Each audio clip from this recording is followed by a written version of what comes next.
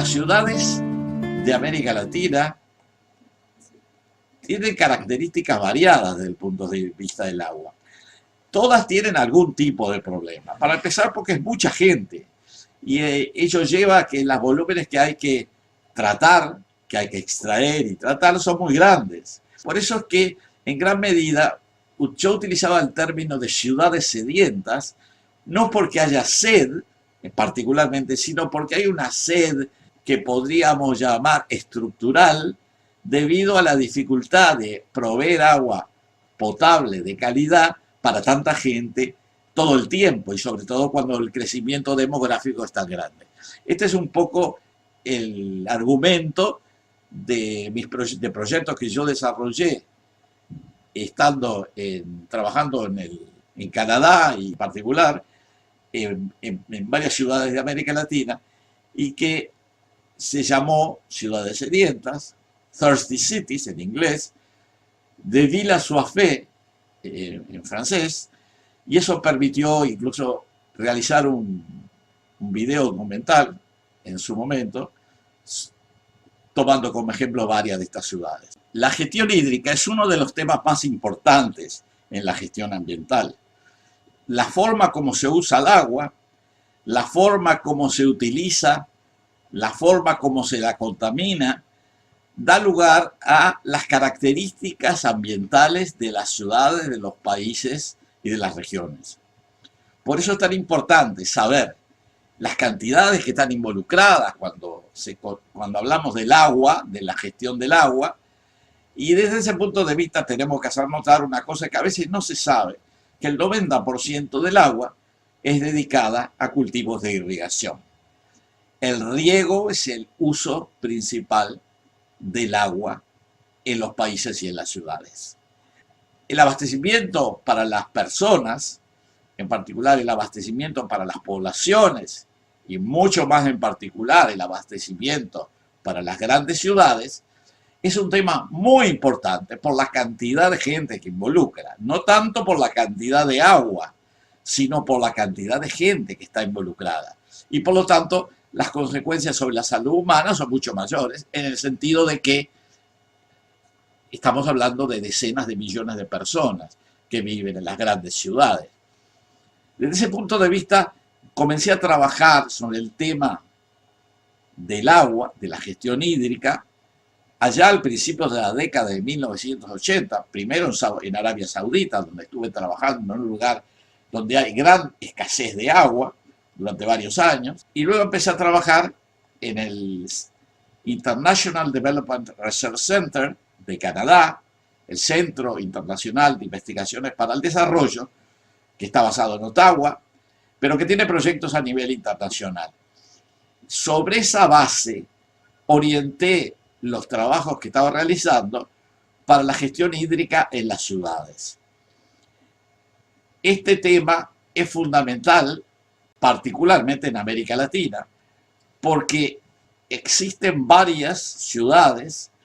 que tienen millones de habitantes y que tienen problemas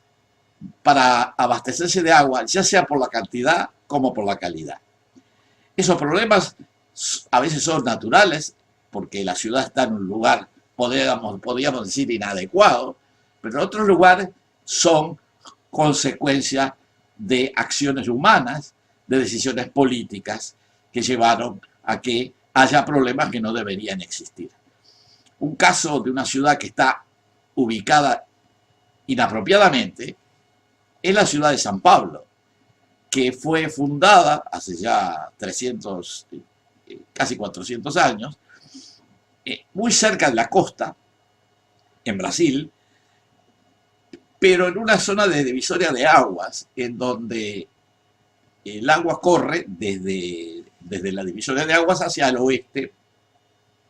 a pesar de que el océano está mucho más cerca hacia el este. Al estar cerca de la divisoria de agua, los ríos que llegan a la zona de San Pablo son cortos, las cuencas son pequeñas y la cantidad de agua que se puede almacenar a partir de esas cuencas es pequeña. Eso lleva a que la ciudad necesite sistemas muy complejos, traer agua de otras cuencas, y todo eso lleva a que la gestión ambiental en una ciudad con esas características se complique enormemente. No hay que olvidar que San Pablo tiene en este momento 23 millones de habitantes. Estamos hablando del 2020. Ese problema sigue existiendo. La ciudad no se puede cambiar de lugar y las autoridades van a tener que continuar trayendo el agua de otras cuencas a medida que la ciudad continúa creciendo. No hay que olvidar que la ciudad de San Pablo tiene más del 10% de la población de Brasil. Otra ciudad que tiene problemas, pero esos no se relacionan con la localización topográfica, es la ciudad de Lima, que está en un lugar donde la lluvia es de 30 milímetros por año. Es muy poco lo que llueve y Lima tiene que obtener el agua a partir de los ríos que bajan de los Andes. En particular el río Rímac, que desemboca cerca de la ciudad de Lima. Los ríos que bajan de los Andes son los que alimentan el acuífero de Lima también, pero ese acuífero no da abasto con el tamaño de la ciudad, que tiene 8 millones de habitantes, que tiene serios problemas desde el punto de vista ambiental. Se ha tratado de sacar agua de las nubes, que se llaman Camanchaca, para resolver el problema en los cerros, donde mucha parte de la población más pobre vive, pero el problema de Lima sigue existiendo. El problema del agua es tal vez el principal problema de la ciudad, más allá después de la pobreza. Una tercera ciudad que tiene serios problemas y que se relacionan en parte a su localización, pero en gran medida a su tamaño, es la Ciudad de México. El Valle de Anahuac, donde se encuentra la Ciudad de México, está poblado por más de 20 millones de personas que viven en la zona, en el conurbano de México, de la Ciudad de México. El agua de la Ciudad de México se obtenía tradicionalmente del acuífero que está por debajo de la ciudad y que es bastante profundo y que permite obtener grandes cantidades de agua y se ha utilizado, pero genera su bombeo excesivo, genera hundimientos locales, lo cual lleva a que haya gran inestabilidad en ciertas obras de ingeniería y arquitectónicas debido a ese hundimiento y debido también al hecho de que la Ciudad de México se encuentra en una zona sísmica, como ocurrió en el terremoto de 1985, en donde se derrumbaron muchos edificios que ya estaban debilitados por el tema del hundimiento, incluyendo la propia catedral de la Ciudad de México que se encuentra en el Zócalo, en la zona céntrica de la ciudad. Otras ciudades que tienen características particulares desde el punto de vista del abastecimiento de agua, incluye la ciudad de Bogotá, capital de Colombia, que está a gran altura, está a 2.800 metros, y que tiene aproximadamente 6 o 7 millones de habitantes, y que recibe el agua en realidad para el abastecimiento de lagos y embalses que se encuentran en las montañas cercanas. Los cursos de agua que llegan al Valle de Bogotá se concentran en un río que se llama Río Bogotá, que derrama sus aguas a partir del oeste del valle, del suroeste del valle, en lo que se llama el Salto de Tequendama. Hay que ver que las aguas del río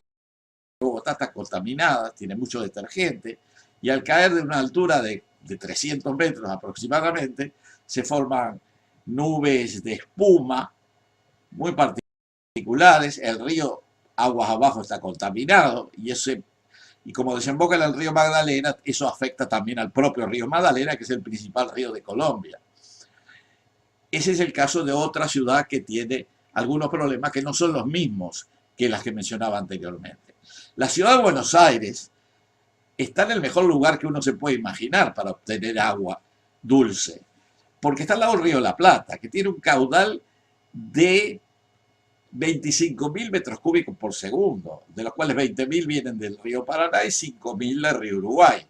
El agua es dulce, o sea, se puede utilizar con tratamiento mínimo. Sin embargo, debido a que los efluentes de la ciudad de Buenos Aires, los colectores de Buenos Aires, salen al río de la Plata, hay que tener mucho cuidado porque las tomas y los colectores están en el mismo lugar. Un efluente importantísimo de la ciudad de Buenos Aires, un drenaje principal, es el riachuelo,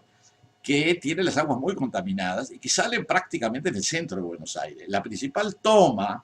de agua potable estuvo siempre en el Aeroparque, que está al ladito del centro de Buenos Aires, muy cerca del riachuelo. Aguas abajo